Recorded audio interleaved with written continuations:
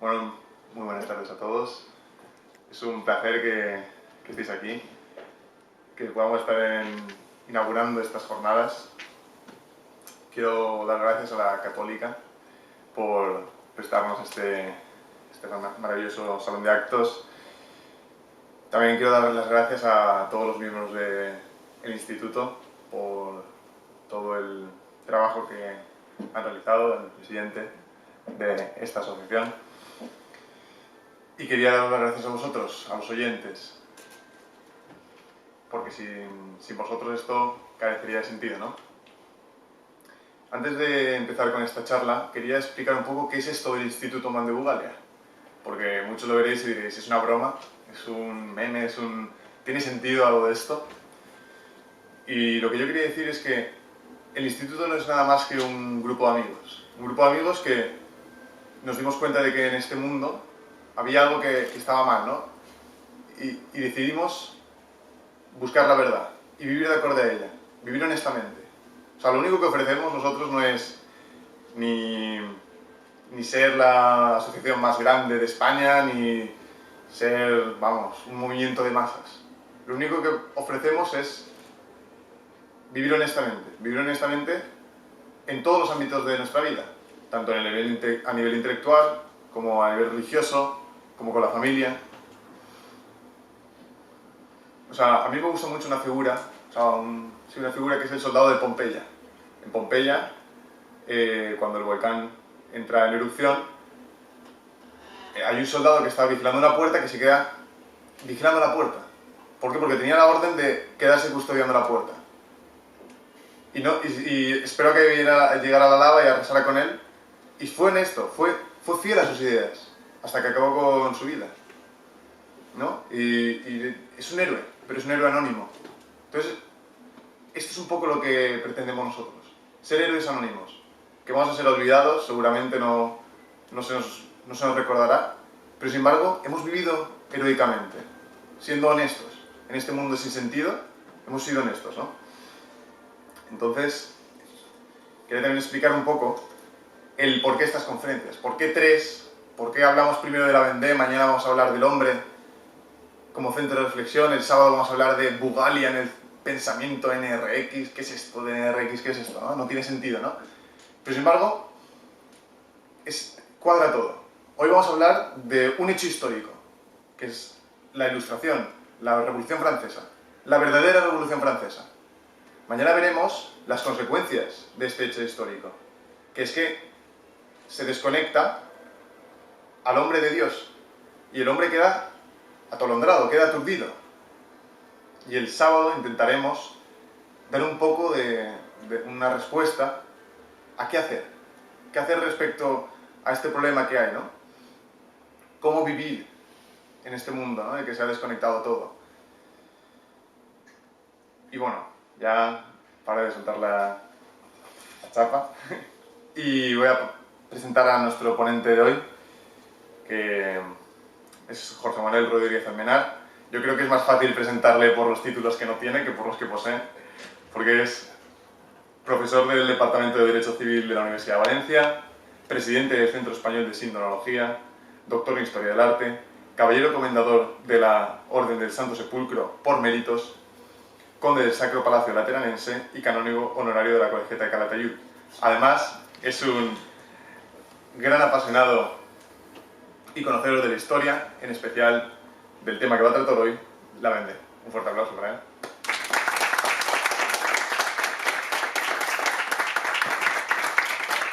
Bueno, pues ahora se supone que esto funciona, menos mal que funciona. Y efectivamente vamos a hablar de un hecho histórico. Muchas gracias por la presentación. Yo es que soy muy partidario de agradecer a todo el mundo, ya se ha dado todo el mundo por agradecido y ya está. Y entonces pues no hace falta insistir en los agradecimientos, los has hecho tú, pues muy bien. Y os agradezco a vosotros que hayáis pensado en mí para hablar de este tema. Y vamos a hablar de un tema que es casi una novedad historiográfica. Los historiadores franceses no hablan de la Vendée. O sea, es una cosa sorprendente, pero hasta hace muy poco no se conocía prácticamente nada de este hecho histórico que es fundamental. Es decir, y como vamos a ver, ha habido un cambio recientemente, pero no ha sido sin traumas, es decir, ha sido traumático, porque De hecho, si nosotros preguntamos ahora mismo, por supuesto, a los niños que están estudiando bachiller, ayer me decía uno que no le han hablado de la Revolución Francesa. Digo, pues muy bien, estupendo, muy bien. O sea que das historia y no das historia, o sea, no hablan de la Revolución Francesa. Pues eso ya es para nota que quieran hablar de un grupo disidente de la Revolución Francesa que casi acaba con la Revolución Francesa. Y sin embargo no se dice nada de esto, ¿no? Entonces yo voy a contar un poquito de esto. Pero la Vendée se habla en general, es una región francesa que está, ahora veremos, en el lado occidental occidental, sí, de Francia, es decir, pues prácticamente debajo del Loira, que es como llamamos los españoles el Loire, y bueno, pues es la parte que está debajo de Bretaña y Normandía, realmente. Bueno, pues esta es una parte de Francia que es muy poco conocida precisamente porque fue arrasada completamente durante los años de la Revolución, pero ya veremos por qué. Y ahí se produce el primer genocidio de la historia contemporánea. Y por eso se ha tirado una capa de silencio, aunque habla de un memoricidio con relación a lo que pasó allí, pero que a nosotros que nos gusta llevar la contraria, pues nos parece estupendo poder reivindicar algo que ocurrió y que se había enterrado bajo 7 capas, pero mira por dónde de repente ha salido a la luz. Entonces vamos a hablar del lado más tenebroso de la Revolución Francesa. Y esto soy yo, por Jorge Manuel Rodríguez. No sé si sería bueno que os quedáis para aquí o para allá o bajaréis, porque a lo mejor sería... igual tapamos, ¿no? Bueno, más o menos. Pues efectivamente, bueno, pues vamos a ver. Lo que quería empezar es haciendo una pequeñísima introducción, y la introducción es muy sencilla, ¿eh? ¿Por qué esto es un capítulo de la historia contemporánea que está olvidado y más bien oculto por los historiadores? ¿Por qué no interesa? Porque va en contra de lo que es la verdad oficial. En la Revolución Francesa se ensayan muchas cosas y realmente nosotros estamos viviendo de las consecuencias de la Revolución Francesa, que a su vez es consecuencia de la Ilustración.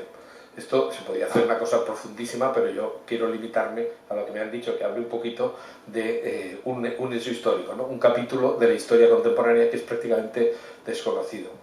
Y la primera pregunta que nos podemos hacer es ¿cómo es posible que todo lo que nos han dicho de la Revolución Francesa sea positivo? A los que no les dicen nada de la Revolución Francesa no les pueden decir nada ni positivo ni negativo, pero se supone que cuando nos han hablado de la Revolución Francesa nos hablan de la gran conquista de la libertad, de la...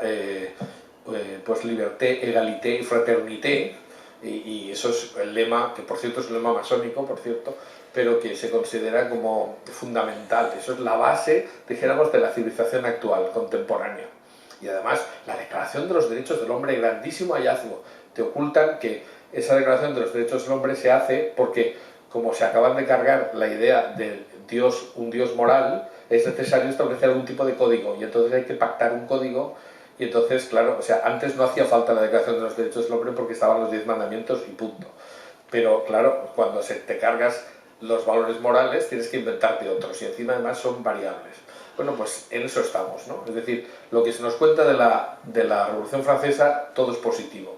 Pero eso es sorprendente porque ¿cómo es posible que cuando estamos hablando de un hecho histórico, y los hechos históricos son controvertidos y generalmente siempre hay 2 puntos de vista, aquí no haya un punto de vista negativo, ¿no? La Revolución Francesa tiene una buena imagen y se relaciona, pues como he dicho, con ese lema, libertad, igualdad, fraternidad y la Declaración de los Derechos del Hombre y del Ciudadano. Por cierto, no se hizo una declaración de obligaciones, lo cual se echa en falta, porque resulta que cuando el hombre solo tiene derechos, no tiene ninguna obligación ni con Dios ni con el prójimo, las cosas se desequilibran completamente. Entonces, esa visión positiva que tenemos de la Revolución no es casual, es una imagen que responde a una política de los gobiernos de la Tercera República para crear una memoria colectiva común positiva a favor de la Revolución Francesa. Es decir, el Estado francés construyó una verdad oficial sobre lo que ocurrió en aquellos años y entonces, pues eso es de lo que estamos viviendo. Afortunadamente, hace relativamente poco, en 1985, hubo un joven, que aquí se ve, ahora tiene unos cuantos años más, evidentemente, un joven historiador que se llama Renal Cheche. Yo, por cierto, advierto que no sé francés, o sea que si alguien me ve pronunciar algún nombre francés en chino, pues lo siento, porque o sea, me he leído unos cuantos libros, pero en los libros no hay pronunciación, no sé cómo se pronuncia, entonces puedo equivocarme perfectamente, ¿no? pero vamos, como está también escrito en lo que estoy diciendo, aparece también escrito, si lo pronuncio mal, está claro que uno puede mirar el texto escrito y ya está. Bueno, pues Renal Séché presenta una tesis doctoral sobre la Vendée en 1985. Entonces, esta historia es curiosa. Era un joven que era precisamente de esa región francesa, y cuando él, un profesor suyo le dice que por qué no hace un trabajo sobre el tema, dice, no, qué vergüenza, sí, eso fue una cosa terrible, ¿no? Porque iban en contra de la revolución y tal. O sea, era el típico al que le habían lavado el cerebro en sus clases de historia.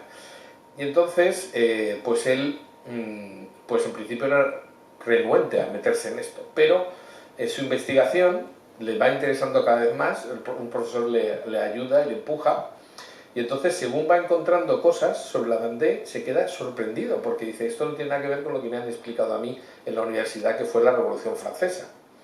Y entonces empieza a reivindicar sus propias raíces y se da cuenta de que le han contado una milonga. Entonces, cuando acaba la tesis, claro, le dicen, oiga, si usted quiere seguir en la Sorbona, ni se le ocurra publicar esto, porque esto es políticamente incorrecto y no se puede publicar nada de esto. Y entonces el hombre dice, pues yo pienso hacerlo. Lo publica de una forma casi clandestina, no había ninguna editorial que quisiera publicárselo, y al final, pues crea él mismo una editorial, y ahora mismo tiene una editorial, claro, ha dejado su carrera académica porque no se podían decir verdades incómodas, y evidentemente ahora pues es un hombre que se vincula a todo lo que es el movimiento que está ocurriendo en la Vendée y que tiene muchas ramificaciones, ¿no? Bueno, las conclusiones de la investigación del profesor o del historiador Séché fueron realmente estremecedoras. Él llega a la conclusión de que pero además con documentos, es decir, o sea, como un buen historiador no da opiniones como se hace ahora, sino que realmente él encuentra un montón de documentación que está oculta en casas de particulares, hay una serie de cosas. Había pasquines de la Revolución que han desaparecido y que no están en el museo, o sea, en la sede de la Biblioteca Nacional de Francia, donde se conservan todos los documentos. Hay un montón de documentos de la Revolución Francesa que han desaparecido, ¿no? Eso además pasa en casi todos los, desgraciadamente, en casi todos los museos y los lugares de investigación, ¿no? Pero bueno, lo cierto es que Séché llega a la conclusión de que se intentó liquidar a la población de toda una región francesa de forma calculada, eso es lo que precisamente es un genocidio, por haberse levantado contra la República. Es decir, porque los valores que se estaban defendiendo no eran los de la Revolución Francesa. Y efectivamente, desde el 22 de noviembre de 1793, durante 3 años, Séché, que entonces era bastante moderado, dice que se asesinaron unas 120.000 personas, muchas de ellas tras la guerra, y eso supone prácticamente el 13% de la población de toda una región, que es una verdadera bestialidad, ¿no? Actualmente, otros investigadores dicen que probablemente fueron bastante más, y se calcula que por lo menos el doble, y algunos incluso llegan a unos 300.000 asesinados. Y esto no se sabe bien porque no había entonces unos censos claros, y evidentemente pues no son exactas la cantidad de gente que existía, sobre todo porque como después se tira tierra sobre el asunto, pues no se sabe muy bien. Entonces, frente a esa historiografía acomodaticia de los que seguían la verdad oficial, Séché abrió un debate que ha permitido revisar los acontecimientos. Entonces, a algunos nos gusta revisar acontecimientos que se dan por cerrados, y entonces por eso estamos aquí, ¿no? Entonces, precisamente una de las cosas que vamos a decir todo el tiempo es que en los antecedentes del conflicto lo que hay es una cuestión no solamente religiosa, sino cultural. Pero dentro de esos antecedentes, pues yo quisiera destacar en primer lugar por qué se revela la Vendée, ¿no? ¿Por qué se subleva la Vendée? Y se subleva porque estaban correctamente catequizados. Por eso, como una de las causas, es la evangelización que llevó a cabo Luis María Grignon de Montfort y sus discípulos, que son, pues, como vamos a ver, unas comunidades de religiosos y religiosas que pusieron en marcha la catequización de esa Francia justo antes un poco antes de la Revolución, ¿no? Luis María Grignon de Montfort, lo del María lo añadió en su confirmación, esto que nos han dicho siempre de la confirmación te puedes cambiar el nombre. Bueno, pues antes era real y este señor se añadió en María, porque se llamaba Luis Grignon de Montfort. Y este nació en Montfort-l'Aquin, que es, bueno, una zona donde bueno, pues tuvo lugar su alumbramiento en 1673. Estudió en Reims, en el colegio de los jesuitas, y después se ingresó en el seminario de San Sulpicio de París. Y este hombre llega a Nantes en 1700 y se impresiona porque encuentra unos sacerdotes absolutamente tibios, y creyó que Dios le inspiraba para formar una pequeña, y esto es literal lo que dice él, una pequeña y pobre compañía de buenos sacerdotes que bajo la protección de la Santísima Virgen fueran de parroquia en parroquia dando catecismo a los pobres aldeanos, porque él ve que los sacerdotes están muy aburguesados y que no hacen nada de esto.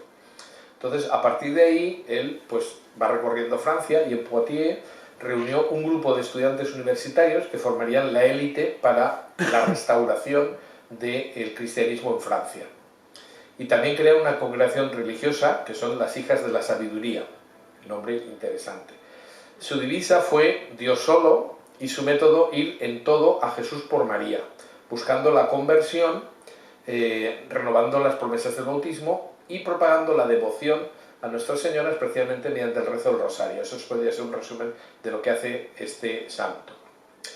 En Fontchâteau, en 1709, tuvo la idea de realizar un calvario monumental en honor a Jesucristo, y curiosamente la curia, es decir, los sacerdotes de la diócesis de Nantes, se opusieron radicalmente, no sé por qué, y además no se sabe, es un misterio por qué se opusieron los propios sacerdotes a decir eso, y ordenaron su derribo. Entonces el hombre pasó por ahí y se tuvo que derribar lo que él había hecho. Por supuesto, está vuelto a construir.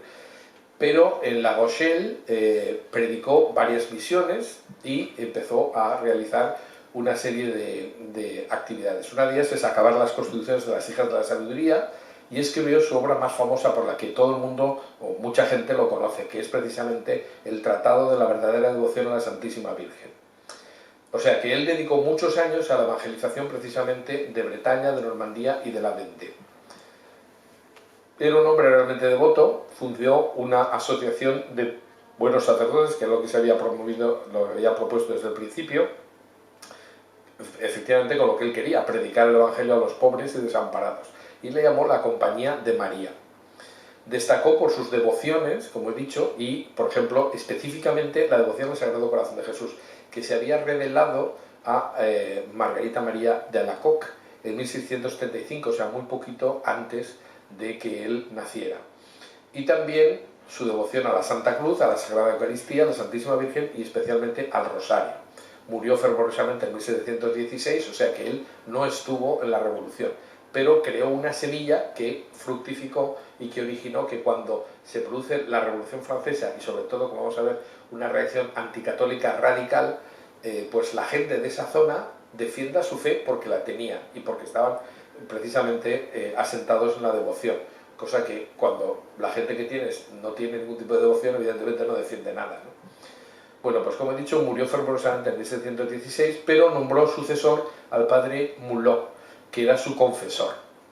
De hecho, sabemos que Fouché, que es un personaje importante durante la Revolución, que porque fue el encargado precisamente del orden público en un tiempo donde había muy poco orden público, la verdad, pues Fouché es de los que dice que la culpa de la sublevación de la Vendée es precisamente de los Muletins, que son los discípulos del padre Mulot, que era a su vez el que sucedió a Luis María Grignon de Montfort. Entonces, pues eso, la influencia en esa sublevación contra la República, pues la verdad es que el propio Fouché lo reconoce y ahora veremos que tiene bastante razón, ¿no? Lo que está claro es que los guerreros de la Vendée llevaron la imagen del Sagrado Corazón, que se colocaban en tela roja, en las camisas, sobre el chaleco o como una escarapela en su sombrero, y esta devoción pues la habían recibido de los Muletins, que son los sucesores, como digo, de Luis María Grignon de Montfort. Pues bien, ¿cuáles son los síntomas que dan lugar al levantamiento? Entonces, en la cuestión religiosa vamos a ver que es fundamental, por eso precisamente se ha ocultado, ¿no? Pero básicamente son las medidas anticatólicas llevadas a cabo por la Asamblea Nacional. Cuando empieza la Revolución, poca gente sabe que empezó con una misa al Espíritu Santo presidida por el rey y todas estas cosas, y luego la cosa acabó muy mal. Pero en principio, pues las cosas se sucedieron en el orden que no estaba previsto, ¿no? Es decir, se reúne la Asamblea Nacional en el año, bueno, concretamente en noviembre de 1789, expropia los bienes del clero, y uno dice, claro, la iglesia era muy rica y tal, pero los bienes del clero se los reparten ellos, es decir, no van a los pobres, van a los burgueses, que eran los que podían pagarlos. Entonces, esto es, luego en España se hizo pues lo mismo, ¿no? Precisamente con la desamortización de Mendizábal, y se vendieron castillos, no solo castillos, monasterios completos a peso de piedra, y retablos como si fueran leña, cosas así, porque los que compraron todos esos terrenos lo que hicieron fue su uso personal, su provecho personal, o sea que no fue un reparto de la riqueza entre los pobres, ni muchísimo menos, ¿no? Que esto es lo que se vende muchas veces. Entonces, en febrero del año 1790 se suprimen las órdenes religiosas, que también era una idea muy clara de los anticatólicos que habían tomado la Asamblea Nacional, y por supuesto se suprimen los votos monásticos, o sea, desaparecen todas las órdenes religiosas. En julio de 1790 se promulga la Constitución Civil del Clero, que esto es lo que es el detonante fundamental, como vamos a ver, porque se cita en toda la documentación que lo que ocurre es eso, es decir, que lo que origina en la sublevación realmente fue que habían de la noche a la mañana nacionalizado la Iglesia francesa y habían decidido que los sacerdotes que no juraran separarse del Papa y unirse a la nueva religión francesa, pues esto no podían ejercer, ¿no? Es decir, esa Constitución Civil del Clero fue básica. En 1792 ya se suprimen los antiguos obispados, es decir, van tomando medidas poco a poco, y se suprimen los antiguos obispados, pero lo que es curioso es que se decide que los obispos sean elegidos por los electores, aunque sean católicos, protestantes, ateos o lo que haga falta. Es decir, se hacen unas elecciones como si fueran las elecciones a obispo, como si fuera al gobernador civil, bueno, o al presidente de la Generalitat, ¿no? Una cosa así. Entonces, claro, en 1792, como digo, se pretende establecer una Iglesia Nacional Francesa desligada del Papa, y claro, si el clero quería seguir siendo fiel al Papa, tenía que no jurar. Y así ocurre que en marzo del mismo año, Pío VI sale en defensa del clero fiel y dice que no se puede jurar, porque eso es hacer un cisma dentro de la Iglesia Católica, y eso no puede ser, ¿no? Y entonces el problema está en que mientras solamente hay sacerdotes que se nieguen, pues no pasa nada. El problema es que hay obispos que mira tú por dónde se acomodan, y entonces deciden, bueno, pues si hay que jurar, juramos y seguimos en el machito, ¿no? Entonces empieza a haber obispos patrióticos, que era como se llamaba precisamente a los que habían abandonado la fe, ¿no? Prácticamente, los obispos constitucionales. Porque a partir de ahí, pues efectivamente aparece un cisma dentro de la Iglesia. Esto es una caricatura donde se muestra que eran como una lavativa que se les ponía a los sacerdotes cuando tenían que jurar la constitución del clero, ¿no? El problema es que la gente, como digo, en la Vendée, que estaban catequizados, son conscientes de que eso no se puede hacer y que hay que seguir lo que el Papa ha dicho, que es que no se puede crear una iglesia francesa separada del resto de la Iglesia Católica. Y esto es muy importante porque precisamente la zona que se subleva es donde hay menos sacerdotes juramentados, es decir, se llaman refractarios los que se niegan a jurar, y juramentados, patriotas, etcétera, a los que sí que juran la Constitución Civil del Clero. Pues en la Vendée, precisamente en esa zona, el 80% del clero secular se niega, no así las órdenes religiosas que, en fin, en vista de que los habían suprimido, pues deciden hacerse simpáticos al régimen y entonces pasan por donde haga falta. Pero si vemos precisamente en las diócesis de Francia y vemos el porcentaje de sacerdotes juramentados, vemos que precisamente en el círculo es donde se produce la rebelión de la Vendée, que coincide con una de las zonas donde menos sacerdotes rompen con sus votos, ¿no? Es decir, que se niegan a seguir la nueva iglesia galicana.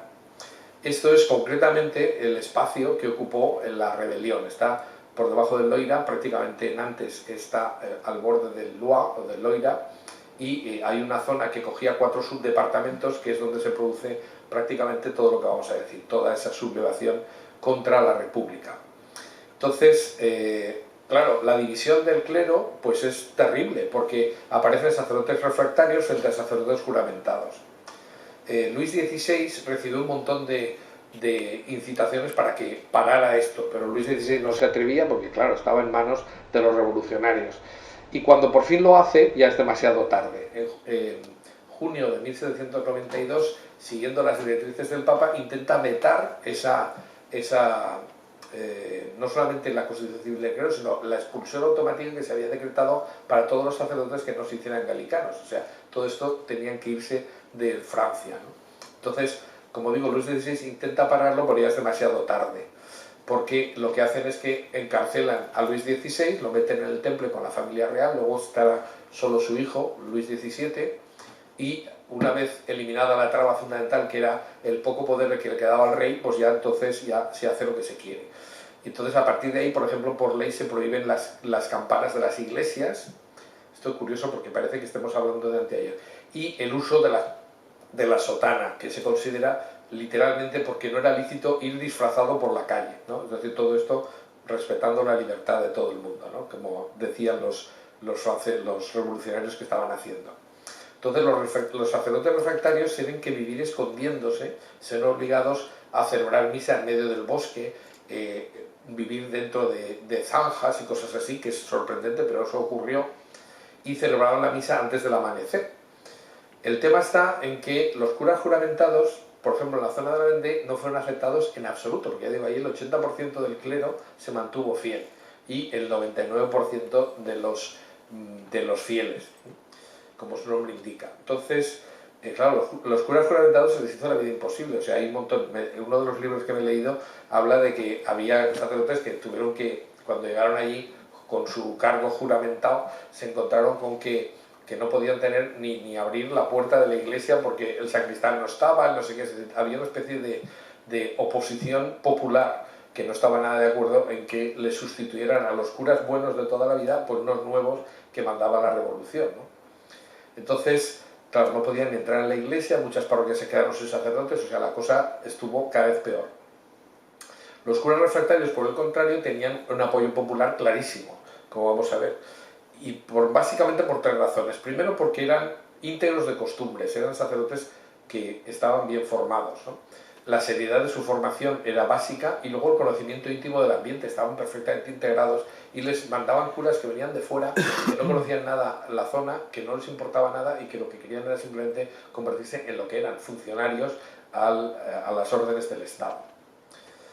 Es verdad que desde el punto de vista religioso no hubiera pasado nada si hubieran ido a las misas de los sacerdotes juramentados, porque se sabe que según el Código de Derecho Canónico, aunque el sacerdote esté excomulgado, suspendido, interdicto, irregular o degradado, peca cuando celebra la misa, pero la misa es válida y por tanto el que lo oye no tiene ningún problema. Pero el pueblo no entendía de cánones y lo que hace es decir, bueno, lo que hay que hacer es evitar al cura intruso y que se vaya, ¿no? Y eso es justo lo que hace.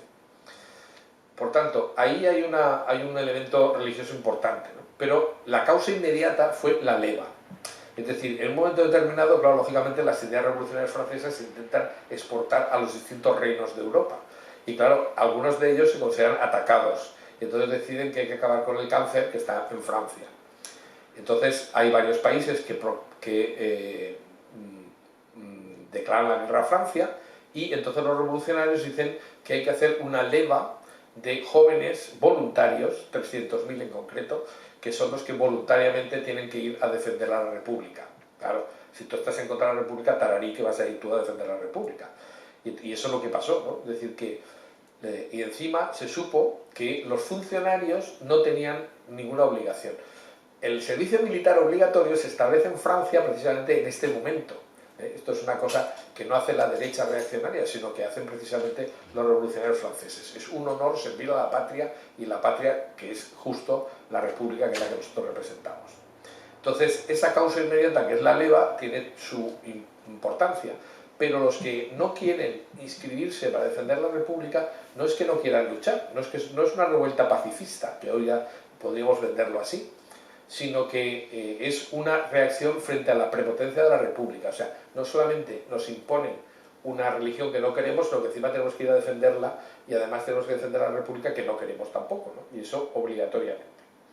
Entonces, en el telón de fondo de estas circunstancias está también la caída de la monarquía que se produce con el asalto a las Tullerías el 10 de agosto de 1792, y el juicio, condena y muerte de Luis XVI, que se produce en enero de 1793. Pues bien, algunos que desertaron de la leva, es decir, que no quisieron inscribirse como voluntarios, porque se hizo en la DND, se dijo, hay que hacer una lista de los que se apuntan y de los que no se apuntan. Es decir, una lista negra donde iban a estar todos los que no estaban a favor de la República, ¿no? Pero uno de estos desertores dejó por escrito, preferimos morir en la Vendée antes de acudir a las fronteras para defender a los asesinos del rey y a los compradores de los bienes nacionales, que efectivamente, o sea, que habían sido asumidos por la burguesía, y además la gente del campo los odiaba, porque estos burgueses no estaban más que haciendo negocio, ¿no? Lo que es curioso es que cuando se sublevan no hacen más que aplicar el artículo 55 de la Declaración de los Derechos del Hombre y del Ciudadano, que decía: cuando el gobierno viola los derechos del pueblo, la insurrección es para el pueblo y para cada porción del pueblo el más sagrado de los derechos y el más indispensable de los deberes. Lo que pasa es que esto solo se aplicaba si el pueblo soy yo, si es el vecino, no tiene derecho a nada, ¿no? Es decir, el que se subleva contra la República es todo lo contrario, pero si ellos han dicho esto y el pueblo está en contra, pues ¿qué es lo que han hecho, ¿no? Aplicar la propia declaración. Es curioso porque hay muchísima documentación que yo he visto, pero simplemente pues citaré algunas citas que me parecen interesantes. Por ejemplo, Philippe Daudet-Grasland, que creo que se pronuncia así, nos dejó por escrito lo siguiente, dice: excedidos por las medidas antirreligiosas de la revolución, violentados en sus almas, brutalizados en sus conciencias, las poblaciones de la futura Vendée militar rechazan la ideología revolucionaria y rehúsan asistir impotentes a la destrucción programada del orden social cristiano. Y tenían todo el derecho del mundo a hacerlo, porque hay que asumir lo que diga la mayoría, ¿no? A la última cruzada de Francia cristiana, dice este autor, las poblaciones, y más particularmente los jóvenes, lanzaron a la cara de la revolución el grito de San Pedro, non possumus. Y uno de los convocados a la leva dejó escrito claramente, bueno, dejó escrito, no lo dijo, y luego se escribió, claro, él dijo literalmente: los que quieran servir a Dios pasen a mi derecha, y los que quieran servir a la República a mi izquierda. Eso era lo que existía en pugna. Había dos cosmovisiones completamente distintas que estaban claramente enfrentadas, ¿no? Y es que hasta ese momento la población vivía de acuerdo con las costumbres cristianas y de acuerdo con el calendario cristiano y todo eso. Y de repente se le impone una religión nueva donde se cambian la semana, pasa a ser de 10 días para que no coincida la fiesta de descanso con los domingos, se prohíben todas las manifestaciones religiosas, pero lo que es curioso es que se impone una nueva religión, porque claro, el pueblo tiene que tener religión, y entonces se impone la religión de la diosa razón y del ser supremo. Esto daría para muchísimo, pero simplemente voy a citar lo que dice Albert de Man en la Cámara de los Diputados en 1868, unos años después, porque explica exactamente lo que pretendía la revolución. Dice: la revolución no es ni un acto ni un hecho, es una doctrina social, una doctrina política, que pretende fundar la sociedad sobre la voluntad del hombre en lugar de fundarla sobre la voluntad de Dios, que pone la soberanía de la razón humana en lugar de la ley divina. Eso es la revolución, el resto no es nada. O sea, nosotros diríamos el resto pamplinas. Es exactamente lo que se hace. Esto, que es un cuadro donde se ve a la diosa razón pisoteando un crucifijo, eso fue una de las representaciones que se hizo en Notre Dame. Es decir, que eso de quemar Notre Dame, que es en lo que estamos ahora, porque no hay ninguna duda de que Notre Dame ha sido un atentado, el incendio. Basta con oír que antes de que entrara la policía, antes de que dijera nada, yo estaba oyendo en directo las noticias y lo que decían todos los canales de televisión es: lo que es seguro es que no es un atentado. ¿Cómo se puede saber si no ha entrado la policía, no han entrado los bomberos, no ha entrado nadie todavía? ¿Cómo saben que no es un atentado? Habrá que esperar a explicar si hay indicios de que sea un atentado. Cuando unilateralmente todos los medios de comunicación dicen lo mismo, es que es mentira, porque les han mandado una consigna. Entonces, eso hay que tener cuidado. Es decir, un hombre inteligente o racional tiene que ver que tiene que haber siempre dos versiones de la historia. Si solo te cuentan una, es que esa está manipulada. Bueno, pues como estaba diciendo, pues en Notre Dame hicieron una fiesta, bueno, varias, y verdaderas barbaridades y profanaciones durante la Revolución Francesa, y hicieron una procesión en la que iba una prostituta haciendo de la diosa razón y pisoteando un crucifijo, que por eso está este cuadro, que es un cuadro que existe, ¿no? y que efectivamente nadie ha puesto en discusión porque eso efectivamente ocurrió. Es decir, no se trataba de darle libertad al ciudadano que estaba oprimido bajo la religión o no, era prohibir la religión que tenían los ciudadanos y que querían seguir manteniendo, ¿no? Y sobre todo en el campo, es decir, precisamente esto es lo que iba a decir la siguiente diapositiva, y es que hay una serie de palabras que se aquilatan y que se crean en las ciudades, influidas por las logias masónicas y por los clubs jacobinos, y que pues han pasado actualmente como si fueran grandes tótems, ¿no? No se pueden tocar, ¿no? La palabra filosofía, la razón, las luces, la filantropía, todas esas eran palabras que se pusieron de moda porque estaban distribuidas a través de los cauces por los que la ilustración circulaba y que eran coincidentes con estas logias masónicas y los clubs jacobinos. Pero en cambio, pues esto la gente le sonaba a chino en el campo, ¿eh? Es decir, la palabra fraternidad en labios de un revolucionario era una cosa y en labios de un bandeano era otra. La fraternidad era que somos hermanos porque tenemos un padre común que es Dios. Esto era justo todo lo contrario de lo que pensaban los jacobinos o los revolucionarios.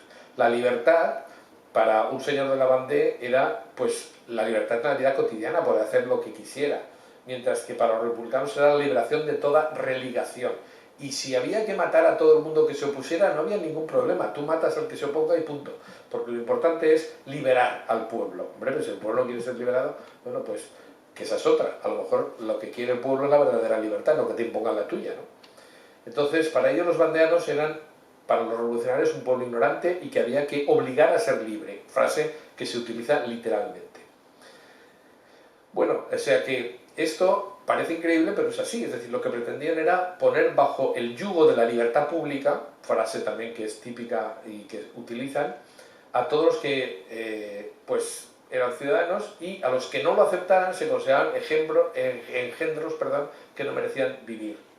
Entonces los derechos del hombre solo tendrían vigencia para los ciudadanos que los aceptaran. Para los demás se les imponía el artículo 27, que decía: todo individuo que usurpa la soberanía sea al instante llevado a la muerte por los hombres libres, ¿eh? Es decir, los libres son los que van a matar a los que no quieren ser libres. Pues fantástico todo, ¿no? Esto es la maravillosa Revolución Francesa que nosotros exaltamos en todos los colegios cuando se da clase de eso. Entonces, bueno, el general Carrier dijo literalmente, que fue uno de los que intervino en el conflicto, dice: es por principio de humanidad que yo purgo la tierra de estos monstruos. Los monstruos son los que se oponen a ser liberados. Bueno, entonces, estos, dijéramos, son todos los precedentes. Entonces, ¿cómo se desarrolla el conflicto? Pues el motivo del alzamiento queda claro en todas las proclamas que hacen los bandeanos y pues hay dos focos, que son por Dios y por el rey. Esto lo dijeron expresamente en una declaración para que quedara claro, ¿no? Cuando se sublevan los jóvenes, sobre todo porque eran los jóvenes que eran llamados a la leva y que no querían defender a la República porque estaban en contra, solo faltaría. Entonces estos hacen un manifiesto que dice literalmente: no deseamos la guerra, pero tampoco la tememos. Queremos volver a nuestros sacerdotes legítimos y no intrusos, nuestros antiguos párrocos, que eran nuestros bienhechores y nuestros mejores amigos, que compartían nuestras penas y preocupaciones, y mediante su piadosa instrucción y sus ejemplos nos enseñaban a soportarlas. Estamos dispuestos a derramar hasta la última gota de nuestra sangre por la religión de nuestros padres. Y queremos de nuevo la monarquía, no queremos vivir bajo un gobierno republicano que no trae más que división, confusión y guerra. Bueno, entonces lo que se estaba reproduciendo era lo que ya había dicho San Agustín cuando habla de las dos ciudades. Por una parte estaba la impiedad, el sacrilegio y las matanzas sin compasión, que parece que estoy haciendo una proclama, pero ahora os citaré casos y veréis que es una verdadera barbaridad lo que hicieron en nombre de la libertad los revolucionarios. Y por otro lado estaba la otra ciudad, que era el testimonio de los mártires, bien porque caían luchando o bien porque sufrían la muerte sin hacer nada. Gente inocente, mujeres, niños que no participaban en la guerra, sin embargo fueron asaltados, asesinados y de una forma brutal, como vais a ver, masacrados, ¿no? Entonces esto lo reconoce el propio Napoleón, que no es que fuera muy partidario de los católicos. Napoleón había perdido la fe a los 13 años y no era precisamente una hermanita de la caridad, pero él tiene una serie de reflexiones sobre la Vendée y los admira absolutamente, porque dice, luego citaré, dice: es que si yo hubiera tenido soldados así, nos hubiéramos comido el mundo, ¿no? Exclamó Napoleón, la guerra de la Vendée fue un acto de fe que se renovó en cada sacrificio. ¿Cómo empieza todo? Empieza cuando un joven, que luego sería el primero de los jefes generales de la sublevación, Jacques Catenou, cerca de Jalais, dijo a sus 500 seguidores literalmente lo siguiente, y así consta, ¿no? Amigos míos, no olvidemos que estamos luchando por nuestra santa religión. Es decir, es el primero que se levanta y empieza a tener gente que se suma a él. Y son un grupo primero de unos 500, entonces dice, estamos luchando por nuestra santa religión. Y a continuación, para que no quede ninguna duda, se arrodilla, se santigua, entona el himno Vexilla Regis Prodeunt, que es decir, marchan las banderas del rey, y ese mismo día todos los que participaron en la Vendée se colocaron en sus camisas, y ha dicho también en distintos sitios, en el pecho o en distintos lugares, pusieron sobre sus camisas la insignia del Sagrado Corazón de Jesús, para que quede claro. Y de hecho, lo primero que hacían los vendeanos cuando liberaban una población era reabrir la iglesia para que los buenos sacerdotes pudieran celebrar misa, o sea, que lo tenían clarísimo. Hay algunos ejemplos que son realmente impactantes. El 2 de mayo de 1791, en Saint-Christophe du Ligneron, un tal Paul Baguillon, algo así debe ser, un hortelano de Soulin, que esto es complicado decir todo esto en francés sin saber francés, pues lo cierto es que se defendía como un héroe al pie de uno de los calvarios que querían destruir los revolucionarios, ¿no? Es decir, que está, si vas a la Vendée, yo he estado, entonces cada pueblo tiene un calvario tamaño natural en la puerta del pueblo, o sea, tú vas por la carretera y ves un crucifijo allí con una San Juan, la Virgen y Jesús y tal, ya digo, tamaño natural, y eso es algo que deja bastante impactado, ¿no? Pues eso es de esa época, ¿no? Es decir, de que se lo ganaron con la fuerza de su fe, el que eso no se derribara, porque los revolucionarios iban derribando crucifijos allá donde iban, ¿no? Bueno, pues este chico estaba joven, que había recibido 22 heridas y chorreaba sangre por todos los lados, seguía protegiendo con una horquilla el calvario que querían derribar los guardias nacionales. Y un soldado lo intimó, entrégate. Y el joven respondió, entrégame a mi Dios. O sea que esto lo tenían clarísimo todos, ¿no? Como reconoció el diputado Baguet en la convención, dice, no había ocurrido nada parecido desde las cruzadas. O sea que realmente es algo impactante, esa sublevación que es popular, como vamos a ver, y además basada en la verdad, ¿no? Que querían seguir siendo católicos. La otra gran fuerza era pro-rege, ¿no? Es decir, pro-deo y pro-rege. Desde el inicio del levantamiento, al tomar Chemille, ya entraron los paisanos gritando «Viva el rey y los buenos sacerdotes». Esto es casi como ahora. El lema de uno de los comandantes, la Rochequelin, rezaba «Pro aris rege et focis», es decir, por los altares, por el rey y por los hogares. La lealtad monárquica fue otro factor, porque muchos de los nobles de la Vendée, bueno, varios de los futuros dirigentes de esa sublevación, habían sido oficiales de la Guardia Real, a los que Luis XVI les había pedido, cuando veía que las cosas se ponían realmente duras, que siguieran permaneciendo en París a su servicio, vestidos de paisanos, porque ya veía lo que iba a pasar, efectivamente lo que pasó, ¿no? Que al final acabó guillotinado. Pero como lo que defendían no era a Luis XVI, sino a la monarquía, concretamente en cuanto se enteraron del asesinato de Luis XVI, surgió otro grito, ¡viva Luis XVII!, que era entonces un niño, que como digo, el Delfín, que fue también bueno, pues apresado y que murió solitario en el Temple, maltratado por los carceleros, como dicen, ¿no? Claro, y es que hay que tener en cuenta que el concepto que tenían los vandeanos era que Dios y el rey eran una cosa muy parecida, porque luchar por el rey no era algo accesorio, era para ellos, el rey era el descendiente del viejo Clodoveo, bautizado en la Navidad del año 496. Los franceses siempre han dicho que son la hija primogénita de la Iglesia. Yo, como español, digo tururú, pero bueno, ellos están convencidos de que eso es así, que lo vamos a hacer. Pero lo cierto es que no tenía ningún sentido para ellos luchar solo por la religión o solo por el rey. Había que defender las dos cosas. Y de hecho, la divisa que utilizaban era utrique fidelis, es decir, fieles a ambos. Por eso el ejército vandeano se llamó la Armée catholique et royale, es decir, la Armada Católica y Real. El padre Bernier, quien sería nombrado en 1796, al final ya de la guerra, agente general de los ejércitos católicos, dijo: separar el trono del altar, someterse a los regicidas, resignarse al desarme del país, es hacer el juego a los enemigos de la religión. ¿Qué dice la versión oficial de la Revolución Francesa? Bueno, los soldados, o sea, realmente los que llevaron la revolución fueron los nobles y los pobres campesinos tuvieron que ir a rastras. Tal. Eso es radicalmente mentira y está demostrado por todos los lados, ¿no? La historia oficial miente. Los hechos lo desmienten de una forma clara y absoluta, porque fueron los paisanos los que iniciaron la revolución, así hemos visto popularmente, pero entendieron que necesitaban recurrir a personas inteligentes y poderosas. Y ellos mismos decían: si tenemos nobles en nuestra cabeza, iremos a París. Es decir, ellos querían reconstruir el sistema que se estaba derruyendo por las camarillas que estaban en contra de la cultura católica. Bouquet dice: ambos testamentos compartían una fe sencilla, o sea, los nobles y los paisanos, ¿no? Dice: tenían una fe sencilla y muy viva, un mismo amor al terruño e idénticos gustos. Una edad media paternal y agrícola se había prolongado en aquella región de Francia y no querían cambiar.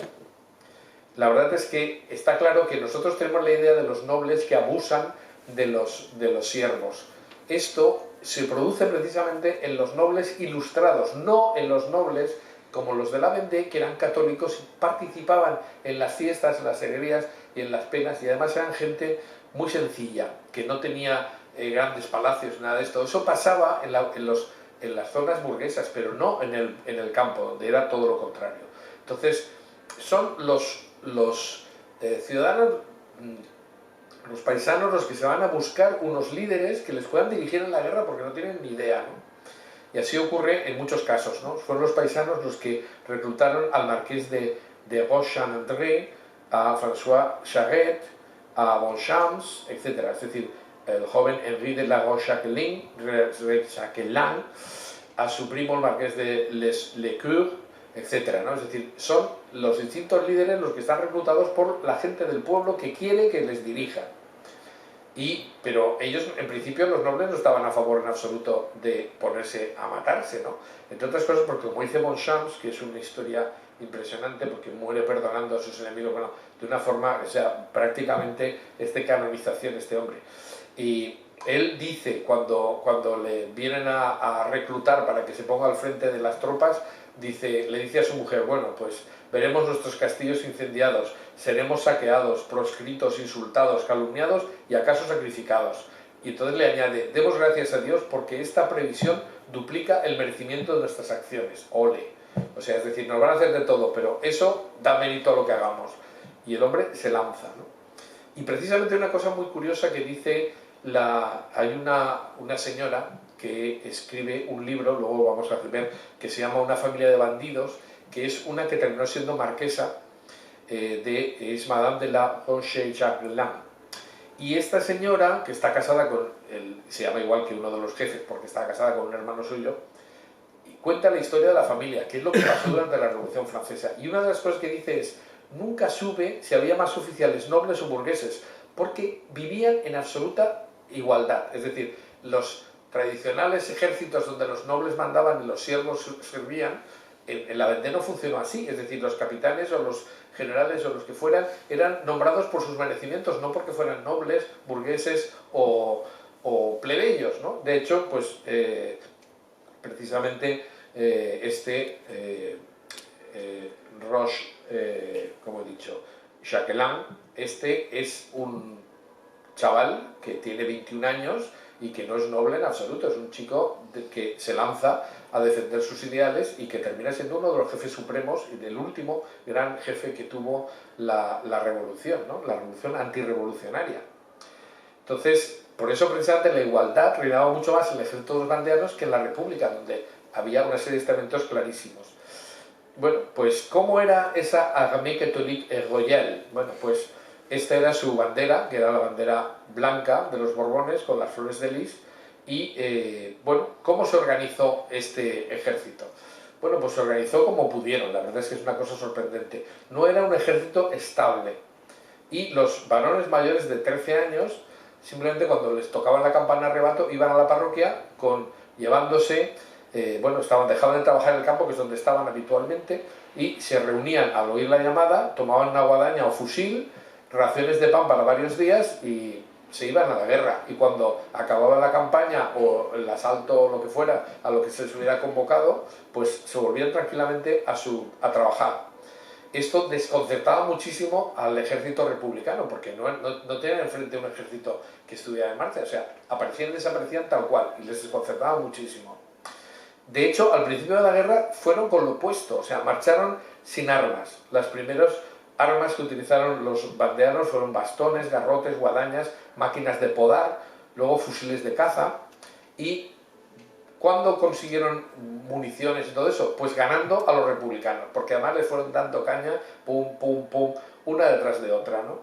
Es decir, se proveyeron de un parque impresionante de cañones, fusiles y pólvora porque se los tomaron al ejército republicano.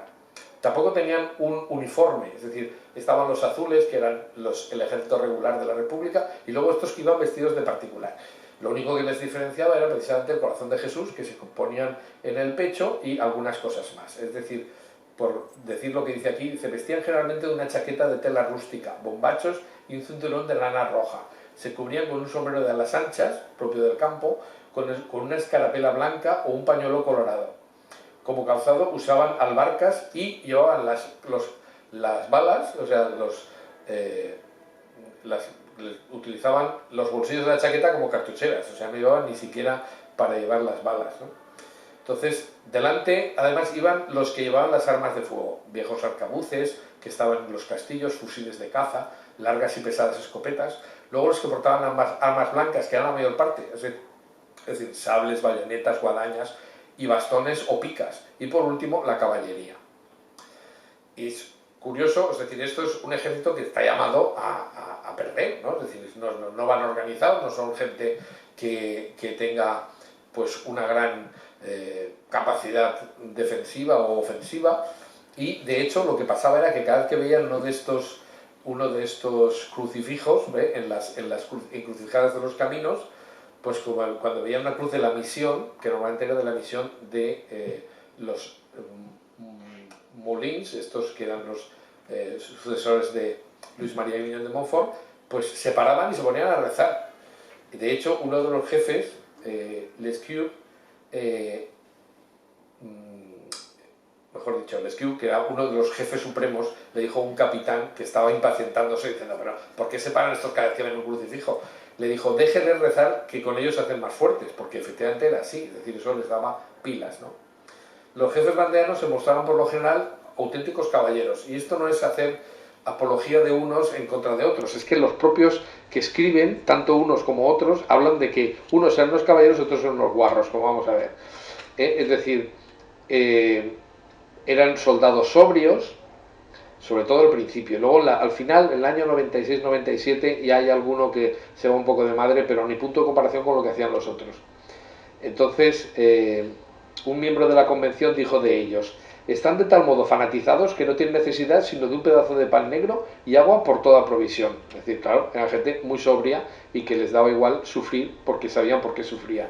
Un oficial republicano en un club de jacobinos da una serie de referencias mucho más amplias. Dice: es un gran error aplicar las reglas de la táctica contra gente que va a la batalla con el rosario en la mano y armados por con simples palos se lanzan contra nuestra artillería. Y eso es lo que hicieron, ¿eh? Es decir, hay referencias de un jefe que le dice, no tenemos pólvora, dice, nosotros no, pero ellos sí, a por ellos, ¿no? O sea, y se lanzan con palos y tal, y le roban la pólvora a los revolucionarios, a los republicanos, una cosa sorprendente.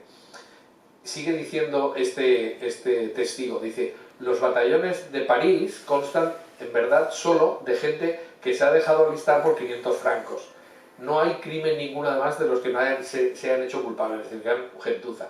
Mientras que los rebeldes, dice este mismo autor, no se baten por sus nobles, sino por sus sacerdotes. No podemos persuadirles de nuestros principios. O los hemos de aniquilar todos o ellos nos aniquilarán a nosotros. Y de hecho, cuando llegaban los vandeanos a un pueblo, lo primero que hacían era que se cargaban, derribaban y quemaban el árbol de la libertad que habían plantado los revolucionarios en lugar del crucifijo. O sea que esto lo tenían clarísimo lo que querían, ¿no? hay un individuo que, en fin, de infausta memoria, que es el general Turgot, que fue cabeza de la represión en los últimos años, bueno, como vamos a citar enseguida, que no ocultaba su estupefacción ante el ejército insólito de los vandeanos. Por eso digo, son nada menos que el cabecilla que iba contra ellos dice: hablemos de estos hombres verdaderamente extraordinarios, estos vandeanos a quienes no les falta más que la humanidad y otra causa por defender para reunir todas las características del heroísmo, una adhesión inviolable a su partido, una confianza sin límite en sus jefes, una fidelidad tal a sus promesas que les hace suplir la disciplina, un coraje indomable y una prueba de toda clase de peligros, de fatigas, y a prueba de toda clase de peligros, de fatigas y de privaciones. He aquí lo que hace a los vandeanos, enemigos temibles y que deben colocarse en la historia en el primer rango de los pueblos guerreros. Impresionante, o sea, los alababan los propios que luchaban contra ellos porque estaban atónitos. Pero lo cierto es que había dos bandos, ¿no? Por una parte estaban los azules, como he dicho, los ejércitos republicanos, y los brigands, que esto es una cosa curiosa. Les llaman, desde el primer momento, a los sublevados les llaman brigands. La palabra brigand significa salteador, bandolero o pillo, y fue utilizada como un insulto contra los soldados católicos. Pero llegó un momento que ellos se llamaban a sí mismos brigands, se les daba igual, o sea, decían, pues bien, somos pillos, pues vale, somos bandoleros, pues bien. Es decir, que con el tiempo perdió lo que tenía de ofensivo hasta el punto de que los vandeanos se llegaron a calificar a sí mismos. Otro de los insultos que les daban los azules eran que les calificaban como los aristócratas. Y entonces ellos se lo tomaban a chufla porque no eran aristócratas y decían, qué bien, o sea, mira tú por dónde, ahora somos aristócratas hasta nuestro último suspiro, ¿no? Por eso se ha publicado hace poco en España esta biografía que decía que es de esta señora que llegó a ser la marquesa de Rochaglan, que cuenta lo que pasó a su familia. Es una carta escrita, un relato largo a sus nietos que no habían vivido la revolución para explicarles lo que pasó. Y es una fuente impresionante porque es un testimonio en primera persona. Está publicado con este nombre de Una familia de bandidos. Hay que entender que son de brigands, es decir, de revolucionarios, ¿no? También tenemos muchos testimonios de los azules que quedaron impresionados por la grandeza del alma de estos brigands. Por ejemplo, escribe Boucher, dice, la dosificación de bondad y perversión no era la misma en los dos bandos en pugna, y este era del otro lado, ¿no? En total, se calcula que los vandeanos dejaron libres a más de 25.000 soldados aproximadamente. O sea, tomaban prisioneros, entonces les rapaban el pelo, les decían, júrame que no vas a volver a luchar. Aquí os juraban en falso, porque claro, como eran católicos les daba igual. Juraban y a continuación los dejaban libres. O sea, dejaron así a 25.000 prisioneros, que por supuesto el 90% volvió y siguió luchando, ¿no? Pero estos pues eran incluso en cierta medida unos ingenuos, ¿no? Se les hacía jurar, se les rapaba al ras y se les dejaba en libertad. Uno de estos rapados y dejados en libertad dice, fuimos conducidos a las prisiones de Saint-Florin con todos los miramientos posibles. Los señores comandantes y soldados del ejército católico y real nos han tratado como hermanos y amigos y han empleado todos los cuidados para hacer nuestra cautividad más confortable. Impactante. Bueno, al final no solamente fueron los vandeanos, sino que también en un momento determinado se unen, hay un levantamiento en Bretaña y también en Normandía. Lo que pasa es que a estos se les llamó los chuanes. En Bretaña y en Normandía también la cuestión religiosa jugó un papel importante y pues la resistencia bretona se llamó Juan porque precisamente deriva del nombre de su jefe que era Jean Juan. Esto es un poquito, no sé si lo estoy pronunciando bien, pero bueno, más o menos es así, se escribe Chouan. Pero como sabemos que el francés es el único idioma donde tú pones 4 vocales y pronuncias pones 3 vocales y pronuncias la cuarta, ¿no? Es decir, dices E, A, U y dices O. Entonces, claro, o sea que la pronunciación es, en fin, curiosa. Bien, pero cada idioma tiene sus particularidades. Pues bien, los vandeanos en un momento determinado cruzan el Loira y entonces se meten en la parte de Bretaña y entonces entrando en Anjou y Bretaña pues 14 departamentos se sumaron al combate, es decir que también allí había caldo de cultivo. Lo que pasa es que la lucha de los chuanes no fue nunca como la de los vandeanos, es decir, los chuanes hicieron una guerra de guerrillas y realmente solo hubo escaramuzas y poco más, es decir, atacaron pero no hicieron un ejército que tuviera grandísimas conquistas como sí que tuvieron los vandeanos, que ya digo que en un momento determinado la República pensó que perdía, es decir, por eso ahora no se dice nada en absoluto de esto. El gobierno, es decir, la convención, persiguió ferozmente a los chuanes y dijeron, pues como estos son pocos, chuan que pillamos, chuan que nos cargamos, ¿no? Entonces estos los fusilaban directamente a todos, ¿no? Enviaron, y lo primero que hicieron, porque la izquierda siempre ha hecho eso, ¿no? Pero lo primero es la propaganda, ¿no? Entonces dijeron, pues vamos a hacer, lo que tenemos que hacer es desacreditar a estos tíos, ¿no? Y entonces enviaron tropas integradas literalmente por criminales provistos de imágenes del Sagrado Corazón y rosarios al cuello, con el encargo de realizar violaciones, robos, asesinatos y todo lo que te puedas imaginar. Y dices, esto es que es usted un poquito, no es usted muy neutral, porque usted está diciendo una cosa como si esto fuera malísimo. No, no, es que hay una instrucción oficial que encontró Secher que dice, dejarlos hacer y llegarán más lejos que los insurgentes. Que sean bárbaros gritando viva el rey y rezando al antes llamado Bon Dieu, es decir, al buen Dios, ¿no? Es decir, dice, estos que hagan esto, pero ya la gente los va a odiar. Bueno, pues lo cierto es que, aunque un momento determinado los vandeanos ya no pudieron más y quedaron casi extinguidos, los chuanes continuaron con esa guerra de guerrillas hasta el año 1997. Bien, entonces yo ahora quisiera contar un poquito sobre el desarrollo de la guerra. Bueno, vamos a intentar que sea lo más sencillo posible, porque para que nos demos una idea de lo que pasó realmente, ¿no? Es decir, hemos dado una visión general. Pero los vandeanos realmente tuvieron mucho éxito porque llegaron a quedarse con 10.000 kilómetros cuadrados, incluyendo 770 comunas en 4 semidepartamentos. Y como he dicho, todo comenzó cuando Catenou, hombre del pueblo, se puso frente al levantamiento al enterarse de la arbitrariedad de la leva en favor de la revolución, y entonces con las armas obtenidas en los combates de las primeras localidades obtenidas, se apoderaron de su gran triunfo. En principio fue Cholet, que fue la población más importante de la zona de la Vendée, y poco a poco pues, se fueron sumando los que luego iban a ser sus distintos capitanes generales, Bonchamps, Lecure y Roche-Jacquelin, que se me cuesta muchísimo decir eso. Y se lanzaron a la ciudad de Thouars, tomaron 4.000 prisioneros, decidieron soltarlos bajo juramento, después tomaron la ciudad de Saumur, que a orillas del río Loira, donde también estaba el cuartel general de los republicanos, les dieron por pelo, cogieron 11.000 prisioneros, los pusieron en libertad y chimpún, pero eso sí, lograron 80 cañones, 15.000 fusiles y pólvora a mansalva. Es decir, ahí hay una cantidad de batallas que ganan que les da una fama terrible, ¿no? De hecho, tras la toma de Saumur, no, se dice Sumer, me parece que es, se decidió nombrar un generalísimo y fue nombrado Catenou, que hemos dicho que fue el primero que inició esto, ¿no? Y al que la población le llamaba el santo de Anjou, porque era un tío que además es que era realmente admirable, ¿no? Es decir, había gente que dice que, bueno, participaba devotísimamente haciendo acción de gracias en misa y tal y cual. Pues la convención intentó, al fin, darse cuenta de que estaban en guerra. Cuando les dieron pal pelo varios sitios, dijeron que esto no podía ser. Y he dicho que en el momento determinado cruzaron el Loira y se unieron a otros soldados de Bretaña y de Normandía. Pero su objetivo era la ciudad de Nantes, que era la más importante, pero ahí la verdad es que tuvieron que recular. Ahí eso fue la primera gran derrota que tuvieron. De hecho, tuvieron que abandonar el campo de batalla con uno de sus generales, François Joseph, no, este es después. Lecure fue uno de sus grandes capitanes, que ahí en esta batalla en Nantes pues tuvo que abandonar muy gravemente herido y volvieron a cruzar el Loira en la dirección contraria, ¿no?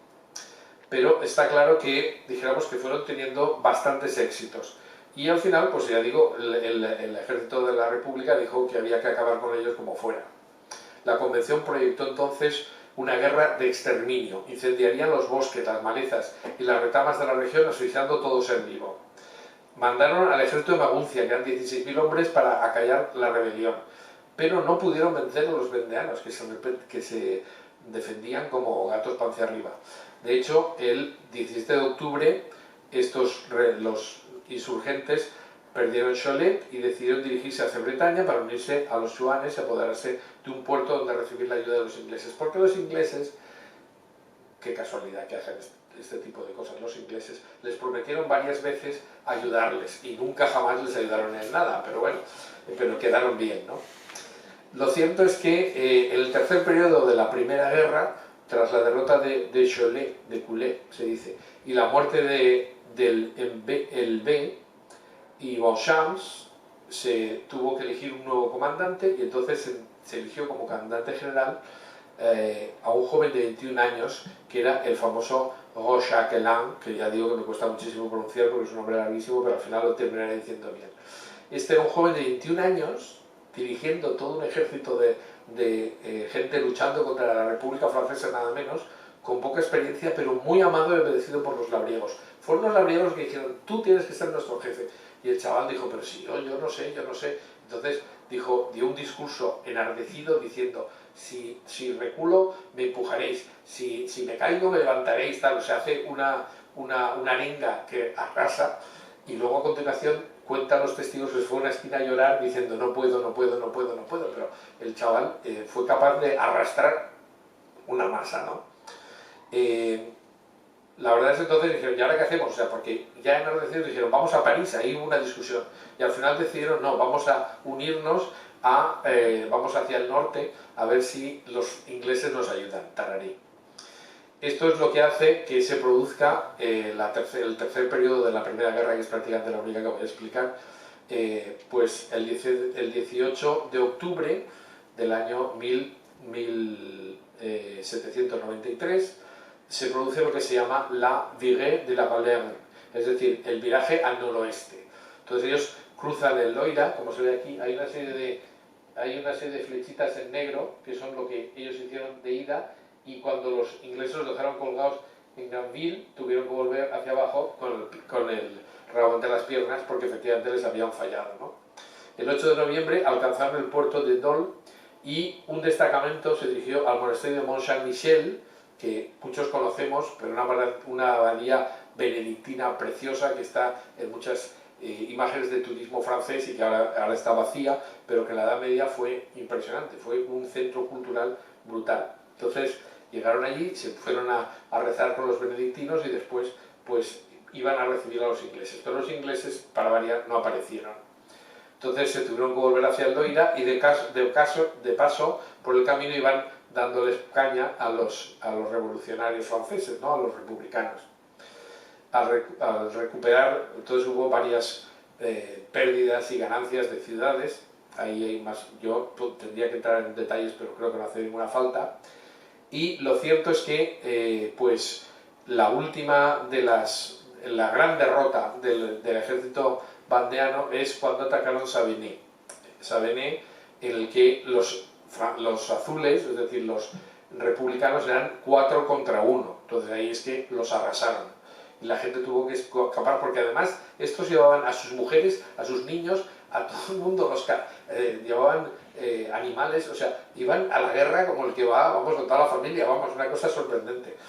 Pero como los republicanos estaban muy cabreados con ellos porque les estaban dando caña bastante, deciden empezar a tomarse en serio esto, pero se pasan tres pueblos, porque lo que intentan es arrasar toda la comarca esta, ¿no? todo ese territorio. Y para ello nombran a un general que es Westermann, que dijo literalmente en un comunicado a la convención que le había nombrado, después de arrasar todo lo que pudo, dijo, ya no hay Vendée, ha muerto bajo nuestro sable, libre, con las mujeres y sus hijos. Acabo de enterrarla en los pantanos y en los bosques de Savenay. Siguiendo las órdenes que me habéis dado, he aplastado a los niños bajo las patas de los caballos y masacrado a las mujeres, que al menos ya no parirán. Y termina diciendo algo así como, ya no hacemos prisioneros porque la piedad no es revolucionaria. Este tío, que tenemos aquí su foto, aquí, que queda muy mono, pero que menudo individuo fue, pues tiene una biografía curiosa. Había participado en el asalto de las Tullerías y era amigo de Danton. Y qué casualidad eso le sirvió para que lo hicieran general de brigada. Qué casualidad que esto pasa en todos los regímenes, en todos los tiempos, ¿no? Entonces, es verdad que este señor se curtió en la Vendée, en las batallas de Le Mans y Savigny, y destacó por su brutalidad. Escribió esta carta que acabo de citar al Comité de Salud Pública diciendo la Vendée ya no existe. Está definido por sus biógrafos como sin escrúpulos, sin moral, sin piedad, un saqueador, un incendiario y masacrador. Y quemó personalmente el castillo de Le Cure y de La Roche-Guelin, porque claro, los que habían salido como nobles que se habían puesto al frente de los vendeanos, pues tenían castillos que fueron masacrados y destruidos y arrasados, es decir, no quedó nada. Y muchas veces eso era un gravísimo perjuicio para los paisanos, porque la gente vivía del apoyo de los señores. Nosotros nos han explicado la historia aplicando la sociología marxista, entonces ahí la lucha de clases y tal y cual. Cuando lees lo que dice esta señora que cuenta la biografía de su familia a sus nietos, te das cuenta de que la relación que había entre los señores y los siervos era totalmente familiar. Y de hecho, en su historia, no quiero hacer ningún spoiler, pero bueno, o sea que morían por sus señores, pero es que sus señores morían por ellos porque les daban la vida. Entonces, cuando se quemaba un castillo, toda la gente que estaba trabajando para el señor se quedaba en la calle. Es decir, la seguridad social de los pobres eran los señores, que además tenían un lazo religioso, porque lo que unía a los señores y a los vasallos era un juramento. Y un juramento en un grupo de gente religiosa te hacía familia. Entonces no eran simplemente unos trabajadores asalariados, ni muchísimo menos. Es decir, que ellos vivían, por eso se produce esto en la Vendée. En una zona ilustrada, los señores feudales ejercen como hemos visto en las películas, es decir, sin tener ningún tipo de vinculación con sus siervos. Pero en estos sitios sí que existía esa relación fraterna y familiar. Bueno, días después de la batalla que hizo famosa a este tal Westermann, la de Savigny, el 2 de enero de 1794, pues qué casualidad que cayó Danton, y como él estaba apoyado por Danton, le cortaron la cabecita. Entonces fue condenado a muerte y guillotinado el mismo día que Danton, es decir, un hombre al que unió sus destinos. Y otro individuo que puso final, o sea, en esta época, y ahora pasaremos ya a la parte... bueno, no quiero pasarme mucho más de tiempo, porque llevo una hora hablando, pero bueno, unos minutos sí me voy a pasar. Y lo que estaba diciendo es otro caballero que es un tal Cabé. Este tipo es un tal Jean-Baptiste Cabé que se le llama el carnicero de la Vendée, pero esto lo pone hasta la Wikipedia, o sea que esto es una cosa de esto, o sea... Pero curiosamente, mira tú por dónde, esto se da mucho entre los revolucionarios. Pasó por un seminario, no sé por qué, y estudió Derecho, o sea, genial. Fue diputado de la Convención desde 1792 y pues se pone al frente de los que van a masacrar la Vendée, ¿no? Entonces le dijo a un confidente suyo, el gobierno, y esto parece que estemos hablando de ahora, el gobierno ha calculado el número de los habitantes y ha hallado que es imposible mantener tanta gente. Hay que tomar medidas para disminuir la muchedumbre de la población. ¿Ves tú? Esto es Malthus, tal cual, en nuestros días, ¿no? Y decide que para suprimir una parte han de ir a la guillotina. Primero los nobles, los funcionarios, los sacerdotes, y así que matar, matar, matar. O sea, esta es la idea que tenían los republicanos, ¿no? Es decir, que como a estos no se les podía convertir, había que masacrar y arrasar toda la zona. Y a la columna de soldados que debían cruzar la Vendée les dijo, os conjuro en nombre de la ley, pegad fuego a todas las partes y no perdonéis a nadie, ni siquiera mujeres ni niños, fusiladlos a todos, incendiarlo todo. No será necesario excluir a ninguno de los patriotas, de hecho no los hay, patriotas eran los suyos, es decir, que mataron en la Vendée incluso a los que les apoyaban a ellos mismos, porque les daba igual, había que dejarlo todo como si fuera una tabula rasa. Este caballero destacó en la ciudad de Nantes, donde ya existían comisarios políticos, que eso no es un invento de la Revolución Rusa, sino que ya estaba en la Revolución Francesa, y este tal Carrier pues creó algo terrorífico, que fueron, se le llama el carnicero de la Vendée no por casualidad, inventó lo que llaman las deportaciones verticales y los matrimonios republicanos, para que se vea el nivel de bestialidad que siguieron estos caballeros. Como las prisiones estaban repletas y la guillotina era muy lenta, según dicen literalmente en algunas de las comunicaciones, alguien propuso que lo que había que hacer era ahogar por la noche a los prisioneros en el río, en el Loire, que es un río suficientemente grande, es como el Ebro, una cosa así. Entonces aquí la gente se podía ahogar perfectamente, ¿no?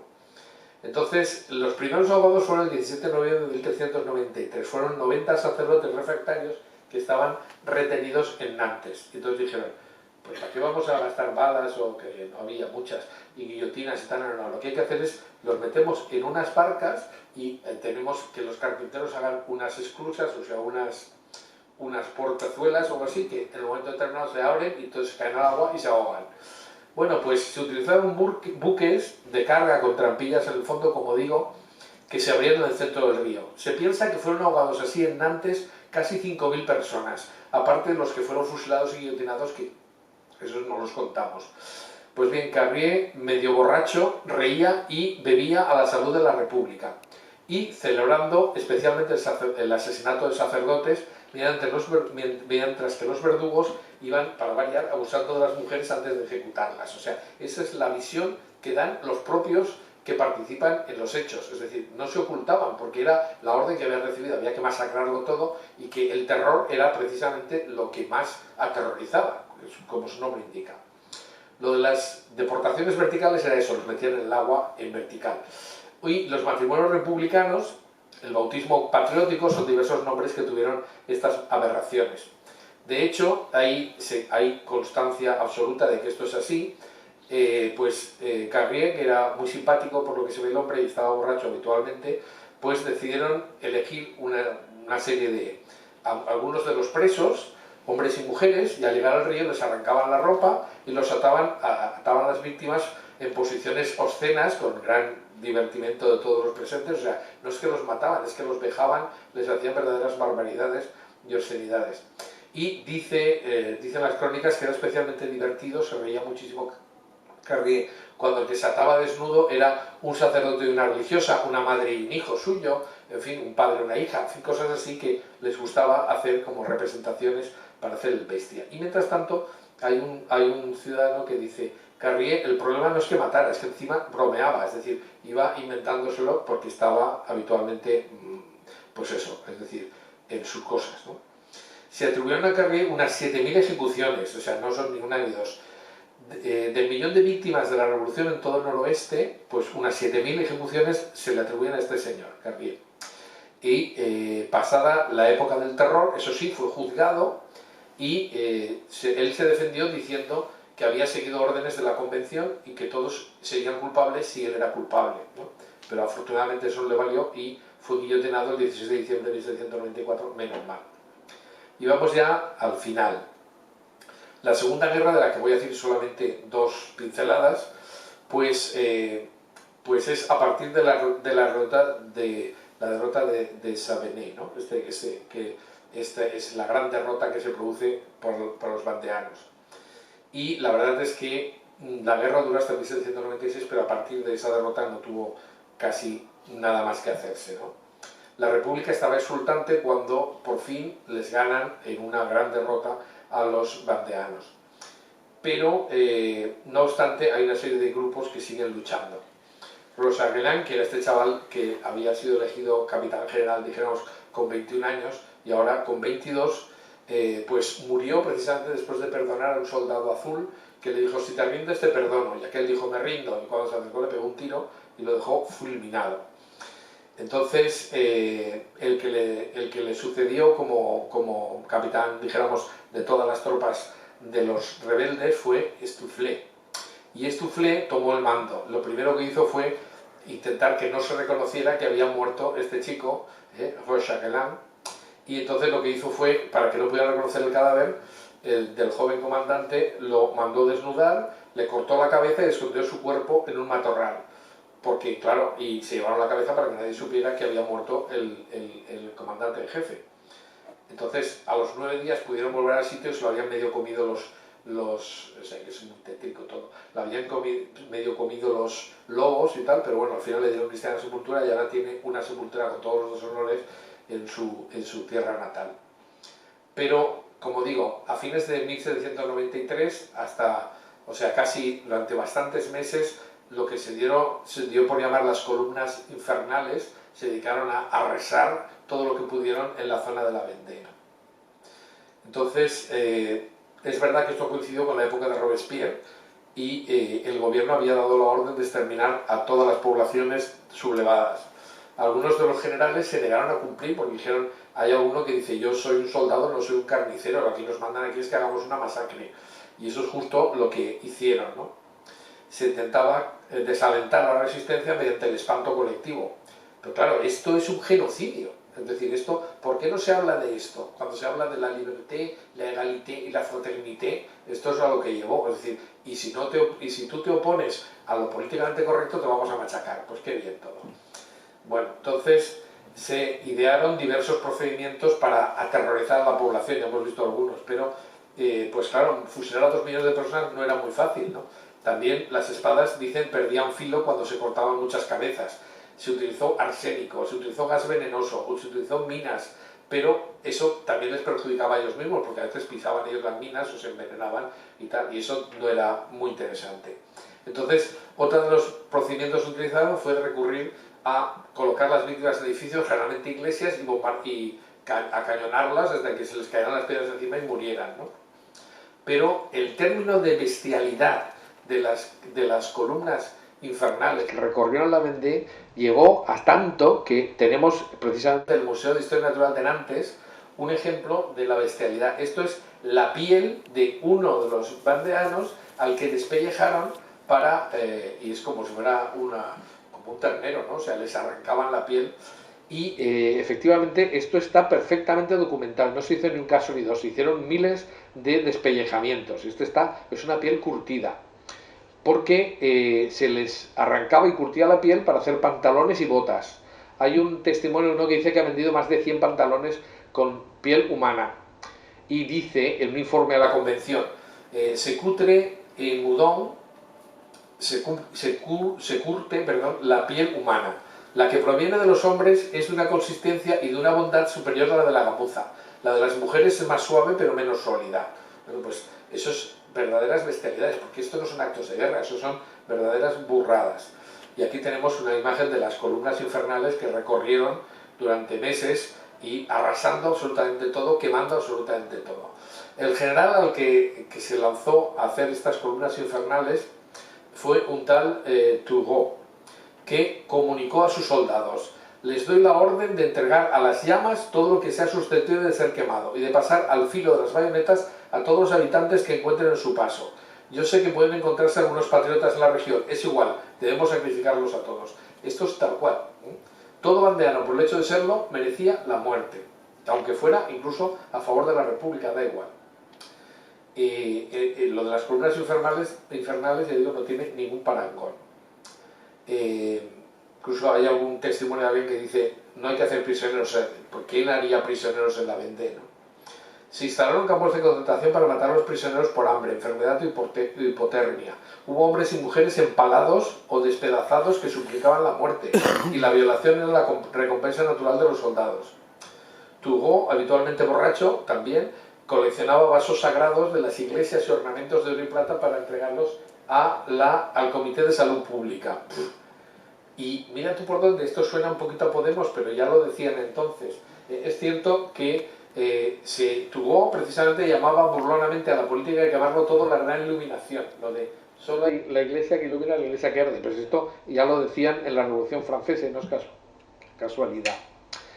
Entonces hay muchísimos testimonios de hombres y mujeres que marchaban al suplicio entonando, eso sí, salmos. Estos sí que iluminaban realmente la historia, entonando salmos o cánticos espirituales, y aún hoy se encuentran cadáveres con rosarios, cadenas de rosarios, perdón, mezcladas entre los huesos de las manos de la gente que se han encontrado. Es decir, porque enterraron masivamente a miles y miles de personas y todavía se encuentran, ¿no? El propio Turgot confesaba: hay algo de sobrenatural en esa obstinación de la que ningún pueblo ha dado ejemplo semejante. Bueno, se fusilaron unas 2000 víctimas en Angers, en el llamado Campo de los Mártires, de los cuales Juan Pablo II, en el año 1980 y tantos, me parece, beatificó unos pocos, porque de eso se conocía que habían su vida y se podían canonizar, ¿no? Bueno, pues todo esto ocurre. El propio Robespierre justificando esto, dijo el 5 de febrero de 1794 que el terror no es otra cosa que la justicia rápida, severa e inflexible. Es, por tanto, una emanación de la virtud. Entonces, quienes piensan así, claro, pues podían hacer todo tipo de barbaridades, no pasaba nada. Pero la palabra genocidio, con la versión en francés de populicidio, fue utilizada por primera vez por uno de los revolucionarios, que es un tal Babeuf, que efectivamente considera qué es lo que había que hacer y lo que se hicieron, ¿no? De hecho, en el bicentenario de la Revolución Francesa, en Francia pasó algo que es una novedad, y es que gente empezó a decir, ¿realmente qué estamos celebrando cuando celebramos la Revolución Francesa? ¿Eh? Saben que la Torre Eiffel, que todos decimos, ¡ay, qué bonita!, se hizo para conmemorar el primer centenario de la Revolución Francesa, y ahí está, como símbolo universal de Francia y de las libertades, pues para que vean, ¿no? Y efectivamente, Pierre Chenier, historiador liberal y protestante, con ocasión del segundo centenario de la Revolución, reflexionaba diciendo, estamos celebrando la revolución de la mentira, del robo y del crimen. 250.000 masacrados en una población de 600.000 habitantes, aldeas y ciudades arrasadas y quemadas, mujeres y niños horriblemente destrozados, eso es lo que estamos celebrando. Es decir, fue un verdadero genocidio. Y ya vamos al final del conflicto. Al final de 1794 la República reconoció por fin, una vez caído Robespierre y desaparecida la época del terror, que no estaban adelantando nada, porque podían masacrar a toda una población, pero hacían que los que sobrevivían fueran enemigos radicales de la República, ¿no? Entonces, tras la caída de Robespierre, que fue guillotinado, le dieron de su propia medicina, pues se hizo chivo expiatorio a Turgot y se dijo, pues este señor es el culpable. Y se hace pública una proclama pacifista prometiendo el perdón para los vandeanos que habían sido víctimas de los sacerdotes y de los nobles, según la versión revolucionaria de la Revolución Francesa, y se les pedía olvidar lo pasado, ¿no? O sea, pelillos a la mano. Pero los paisanos no estaban dispuestos a confiar y hacían bien, porque se han conocido instrucciones reservadas por la comisión a los generales que se decía, hay que hacer que el enemigo se duerma y se aleje de sus jefes. Cuando hayan calmado el furor de los brigands, podrán caer sobre los graneros llenos y hambrear al país. Es decir, lo que querían es que hicieran las cosechas y robárselas. O sea, todo maravilloso, qué bonito y qué bien lo que hacen los revolucionarios. Bueno, entonces, lo increíble es que el general Turgot acabó bien. O sea, después de ser el culpable de las columnas infernales, este tío fue presentado ante un tribunal militar. O sea, primero lo habían condenado, pero luego, cuando le presentaron a un tribunal militar, aquellos dijeron, no, este señor estaba cumpliendo órdenes, obediencia debida. Y entonces se le consideró que era un hombre de guerra y un ciudadano ejemplar y tal. Pero más increíble todavía, en 1800 entró en contacto con Napoleón Bonaparte, el cual 3 años después lo nombró embajador en Norteamérica. O sea, un chollo absolutamente. Pero lo que es más grave todavía, en 1810 fue admitido entre los caballeros de la Legión de Honor y paradójicamente Luis XVIII lo hizo caballero de San Luis. O sea, para que veas tú cómo se escribe la historia, ¿no? Bueno, ya solamente quedaban dos últimos jefes vandeanos, que eran Charette y Stofflet, que, bueno, pues intentaron, el gobierno de la revolución intentó ganárselos. Entonces intentaron hacerlos que hicieran honores y firmaran una capitulación. Ya dejaron de ser bandidos para llamarse hijos extraviados de la República y se buscó un tratado. Desafortunadamente, pues lo que ellos pidieron fue la restitución del culto católico y el retorno de los sacerdotes, curiosamente. Incluso estaban dispuestos a no decir ni pío sobre la República, es decir, a cambio no convertirían a la República, pero esto lo firmó solamente Charette, pero no Stofflet, que se cabreó muchísimo y dijo, pues ni hablar, yo no pienso firmar eso porque es una traición. Hay quien dice que Charette tenía instrucciones secretas, es decir, había un acuerdo secreto por el cual, que inocente, le habían prometido que se restituiría la monarquía. Tararí, que te vi que iban a hacer eso los revolucionarios, ¿no? Pero la verdad es que hubo un intento de acuerdo, una conferencia que se llama de la Junée, en el que se firmó un texto con 22 artículos con las demandas de Charette, pero Stofflet se desvinculó definitivamente, ¿no? Entonces, la verdad es que Charette estuvo considerando que era bueno hacer la paz y todo lo que se quiera, pero lo cierto es que el acuerdo no fue bien recibido por los vandeanos, que se sentían burlados, y entonces empezó a haber divisiones entre el campo, y esto es lo que hizo que perdieran al final, terminaran disolviéndose, ¿no? Porque también habían, entre los acuerdos secretos, los revolucionarios franceses, o sea, la República iba a entregar al rey a la Vendée, donde se suponía que viviría felizmente, pero de eso nada, es decir, se incumplieron todos los días todos los compromisos del tratado. Con lo cual, pues la verdad es que el propio Charette, que había firmado el acuerdo, se volvió atrás pensando que le habían tomado el pelo, cosa que era esperable, y bueno, pues retomadas las hostilidades, terminó siendo el único comandante indiscutido de todos los ejércitos realistas, el único que quedaba, ¿no? Bueno, ¿cómo acaba la historia? Esto casi no haría falta ni contarlo, simplemente después del desastre de Granville los ingleses vuelven a decir que están dispuestos a ayudar, o sea, como siempre. Y entonces, efectivamente, llegaron, desembarcaron en la bahía de Quiberon y se organizó una expedición naval para desembarcar tropas, que fue un desastre absoluto, porque pues fracasó y al final terminaron volviéndose a casa los ingleses y, en fin, esto no hace falta que diga nada. Y simplemente, pues, como dice Napoleón, si hubieran tenido un Borbón al mando, hubieran conseguido, si el hermano de Luis XVI, uno de los hermanos, que era este señor que tenemos aquí, que es el conde de Artois, se escribe, si hubiera puesto realmente al frente de las tropas, hubiera podido ganar, pero ahí hubo una desbandada y la verdad es que al final la cosa acabó fatal. El conde llegó, desembarcó en una isla y entonces pensaba que lo iban a recibir con vítores y resulta que no, y entonces se volvió a Inglaterra y ahí se acabó la historia, ¿no? Bueno, entonces el último de los, este Charette, el último, no hace falta que diga nada de esto, con lo cual esto nos lo vamos a pasar. Sí que es verdad que los dos últimos líderes, que fueron Charette y Estoufflé, fueron asesinados porque los pillaron en una emboscada, es decir, mejor dicho, hubo una delación, encontraron dónde estaban y al final terminaron fusilándolos a los dos últimos guerreros, ¿no? Hay una historia curiosa, que el último de los que fue ejecutado pidió ser él el que diera la orden para que lo fusilaran. Entonces es muy emocionante que él dice, tenía 33 años y tengo 33 años, es una edad buenísima para morir. Y además lo fusilaron un Viernes Santo, una cosa así. O sea, es una historia muy curiosa. De todas maneras, este no fue tan noble como los primeros que iban perdonando gente, pero bueno, se explica que después de las barbaridades que les habían hecho, pues hicieran lo que hicieran. Lo cierto es que el conflicto de verdad acabó con Napoleón. Y Napoleón, ya he dicho, lo que fue un enorme pragmático. Se dio cuenta de que Francia era católica y que no se podía valorar a los franceses por lo que hicieran los ilustrados, que eran unos poquitos, y que la inmensa mayoría de la población era precisamente gente católica con la que había que convivir. Y aunque no lo fuera, por lo menos dio libertad religiosa, y eso fue lo que después del golpe del 18 de Brumario, pues permitió la reconciliación de la zona sublevada con el gobierno de Napoleón, ¿no?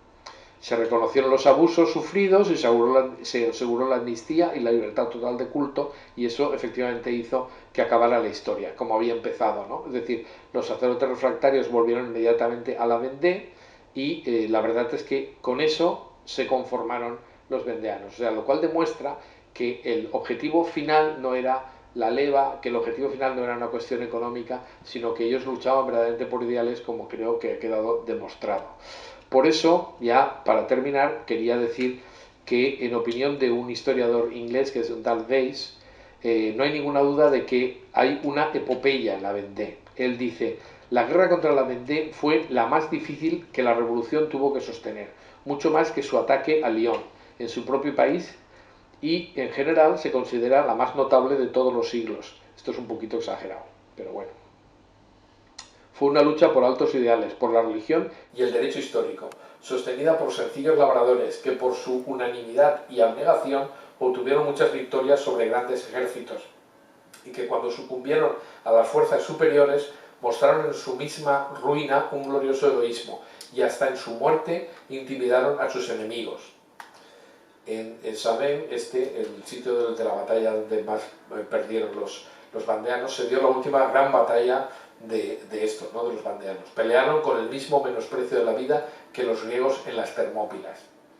Entonces, pues, bueno, pues algunos que somos un poquito románticos, aunque esto sea una guerra y en las guerras todas las cosas son malas, hay que tener claro que en ocasiones es necesario levantarse contra la opresión, porque el poner la otra mejilla está muy bien cuando solo eres tú el que pones la otra mejilla, pero si tienes que defender a tu mujer, a tus hijos y a tus familiares, incluso la religión, está perfectamente justificado, y así se ha dicho siempre en el catecismo de la Iglesia Católica, que uno haga una justa defensa. Es decir, lo que no puedes decir, no, yo como no puedo atacar a nadie, que me maten a mi mujer, violen a mis hijas, tal, porque no pasa nada, ¿no? Eso no es en absoluto cristiano, está perfectamente justificada el uso de la violencia siempre que sea proporcionada. Lo que es injustificable es lo de las columnas infernales, que fue algo terrible. Y para acabar de una forma más amable, yo quisiera hacer el corolario, que es hablar de una cosa positiva que ha originado la Vendée, que es un parque de atracciones que se llama Puy de Fou. Es decir, en Francia, estos se ríen porque yo soy un forofo de ese parque de atracciones. Puy de Fou es un parque temático, según decía Info Católica hace unos años, el parque temático de la civilización cristiana. Hay un tipo que es el que está con la corbata azul, que se presentó a presidente de la República Francesa y no ganó, porque evidentemente los que ganan siempre son los que elige la masonería en Francia, claramente. Y entonces era Philippe de Villers, que evidentemente no era masón, y es muy amigo de Scherer y candidato, como digo, a la presidencia de la República. Entonces este hombre ha hecho una cosa que es genial, que es divulgar el hecho de la Vendée a través de una forma que es culturalmente muy atractiva. Le han dado 2 veces el premio al mejor parque temático del mundo, y ha hecho un parque temático que no es uno de donde subes a la montaña rusa y tanto eso, no. Es un parque que ahora, afortunadamente, ellos mismos, estos franceses, han creado Puy de Fou España, donde se va a reivindicar la historia católica de España, como ellos han reivindicado en la Vendée la historia católica de Francia. Y es algo impresionante. O sea, para ver lo que va a ser Puy de Fou España hay que ir a Francia, donde hay 20 espectáculos de más de media hora cada uno, donde estás como si vieras una película con actores, y es algo impactante, ¿no? Y además con unos escenarios y que no dejan lugar a duda. Yo, pues, como he dicho, que iba a acabar positivamente, pues aquí tenéis uno de los letreros de Puy de Fou Francia y un corte de unos segundos de precisamente la representación que hacen sobre la muerte la vida y la muerte de Charette, que es el último de los líderes, comandantes en jefe de la Vendée. No sé si lo veis. ¿Veis que está vestido? Ahí, esto simplemente es una promoción que hace el propio parque, se puede consentir. Aquí está Robespierre condenando a la Vendée. Los asaltos a las iglesias, en fin, una serie de cosas, las tullerías. Bueno, pues hay 11 millones de personas que han pasado por Puy de Fou Francia. Y en España, en el último año, han pasado 600.000 personas. Es decir, no se hace mucha promoción, pero es algo que vale la pena ver. Y para terminar con algo espiritual, o sea, la verdad es que las representaciones son brutales. Para terminar con algo espiritual, iba a decir que, ¿y esto realmente puede ser defendido seriamente? Pues sí, a veces se puede llegar mucho más a la gente haciendo algo positivo, como un parque temático, que cualquier otra cosa. Y la prueba está que el cardenal Sara, no sé si conocéis al cardenal Sara, espero que sí, visitó la Vendée el 18 de agosto del año 2017 y en su homilía les dijo a los de Puy de Fou, a los del parque de atracciones: el castillo de Puy de Fou, ruina dolorosa, abandonado por los hombres, se alza como un grito hacia el cielo, con las entrañas abiertas, porque el nombre de Puy de Fou es un castillo que quemaron los revolucionarios franceses, pero no en la revolución, con las columnas infernales de la Vendée. Dice: con las entrañas abiertas recuerda al mundo que frente al odio por la fe un pueblo se levantó, el pueblo de la Vendée. Queridos amigos, dando vida a estas ruinas cada noche, estáis dando vida a todos aquellos vandeanos muertos por su fe, por sus iglesias y por sus sacerdotes. Vuestra obra se eleva sobre esta tierra como un canto que lleva consigo el recuerdo de los mártires de la Vendée.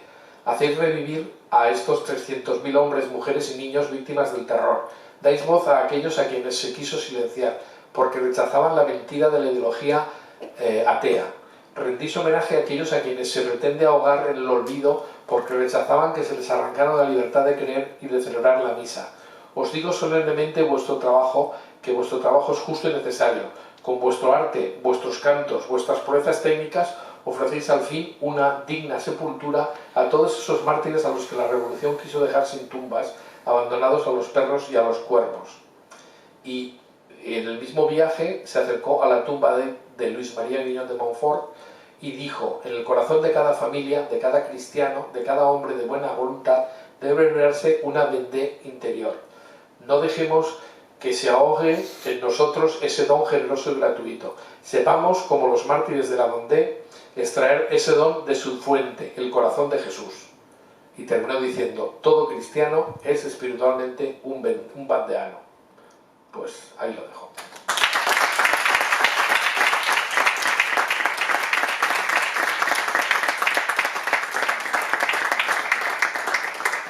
¿Verdad? Bueno, antes de pasar al turno de preguntas, nuestro presidente quería decir Unas palabras. palabras. Sí, nada. Principalmente, y lo primero que quiero hacer es agradecer a Jorge la magnífica exposición en nombre también de nuestra asociación y, bueno, espero que en nombre de los oyentes. Pero, sí, nada, quiero comentar también que has dejado así el epílogo. Yo simplemente comentar que en el 96, en 1796, hubo otras elecciones, porque los republicanos eran tan demócratas que votaban cada 2 años.